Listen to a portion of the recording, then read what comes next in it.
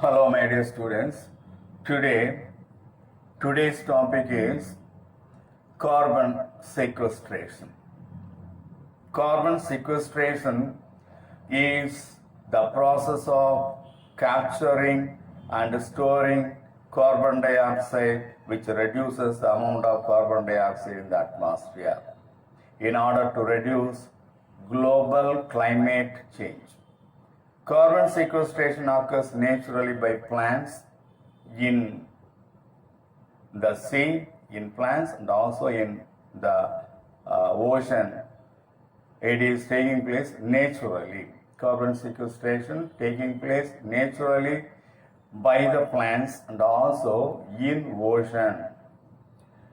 The plants are the main organism which carry out carbon sequestration. Terrestrial sequestration occurs through forest and soil conservation practices. The following microalgae are used globally for carbon dioxide sequestration. Number 1, chlorella. Number 2, Cynidesmus. Number 3, Crococcus, and number 4, Chlamydomonas.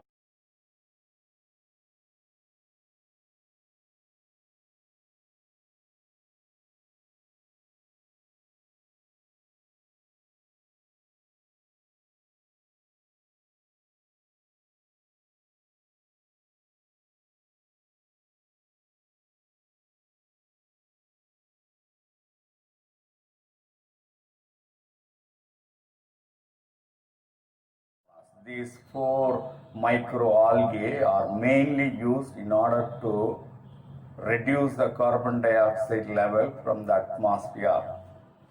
Some of the macroalgae, marine grasses and mangroves are also have ability to mitigate carbon dioxide.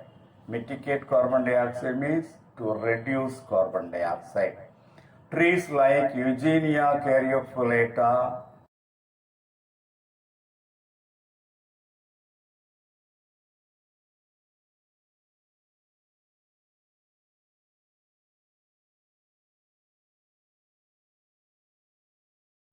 Tecomastans,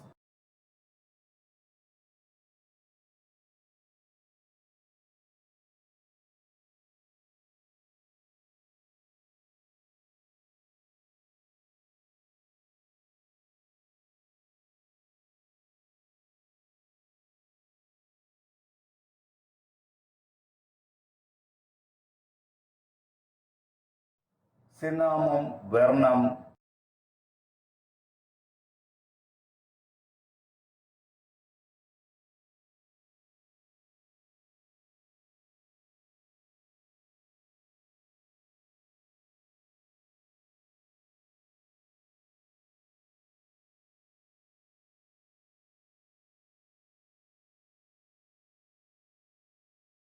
have high capacity to sequester carbon. So that is very little information about carbon sequestration. This is a process of capturing and storing carbon dioxide from the atmosphere. From the atmosphere, if the carbon dioxide level is reduced and that is stored in any one of the method, that is called carbon sequestration. Come to carbon footprint, CFP.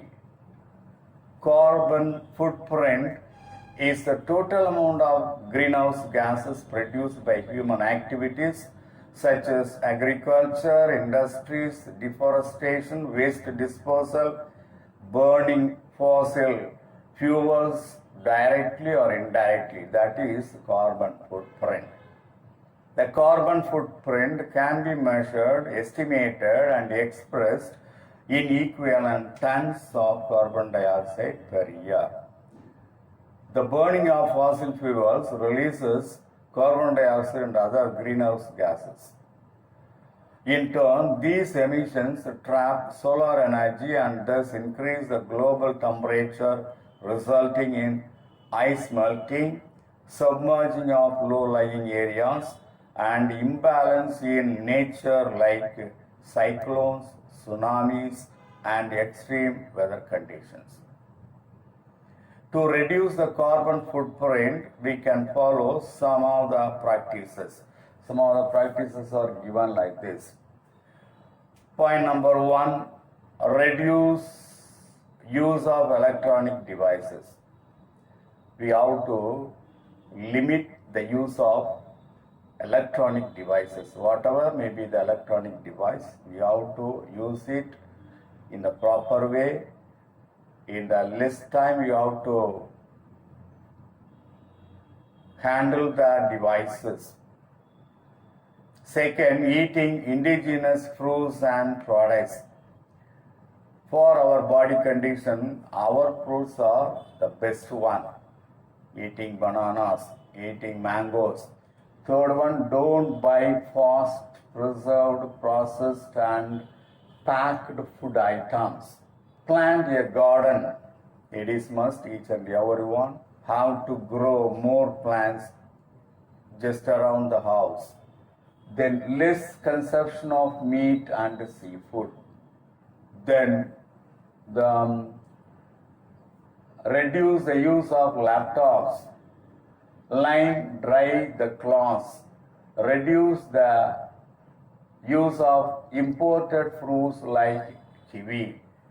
Because when we buy imported fruits like kiwi, indirectly it increases CFP, carbon footprint, because the imported fruit has traveled a long distance in shipping and airliner, thus emitting tons of carbon dioxide. When those carbon dioxide accumulated in the atmosphere, automatically that will stimulate the global warming.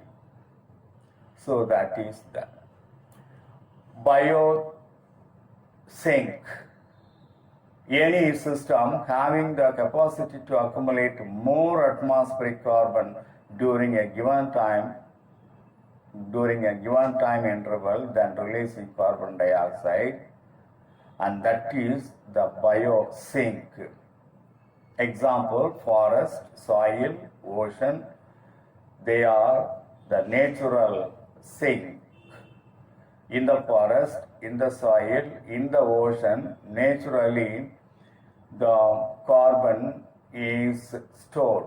When the carbon is stored in the underground, that is landfills, that is considered as artificial sinks.